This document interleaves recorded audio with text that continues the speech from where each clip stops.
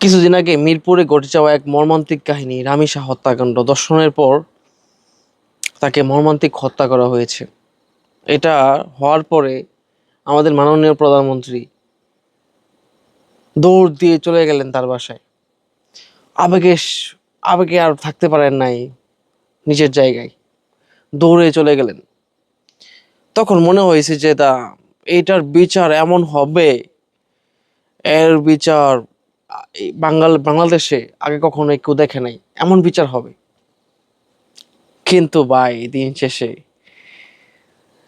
আগের মতোই সব। আমরা যেরকম আগে ছিলাম, এখনো তেমনই আছি। সেটার বিচার কিন্তু এখনো হলো না। গোটা বাঙালি জাতি একটা সময় আহ অপেক্ষায় ছিল যে তার বিচার হবে, রামেশা হত্যাকাণ্ডের বিচার হবে। কিন্তু না, এখন পর্যন্ত এইটার বিচার হয় নাই।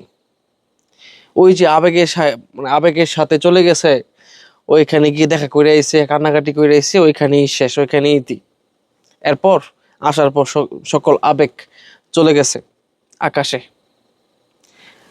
এখন এইসব নিয়ে আর কেউ কথা বলে না। আর এরপরে আরো অনেক শিশু, 8 বছর 10 বছর অনেক শিশু দর্শন হয়েছে, হবে। এটাই স্বাভাবিক, কারণ বিচার নাই তো।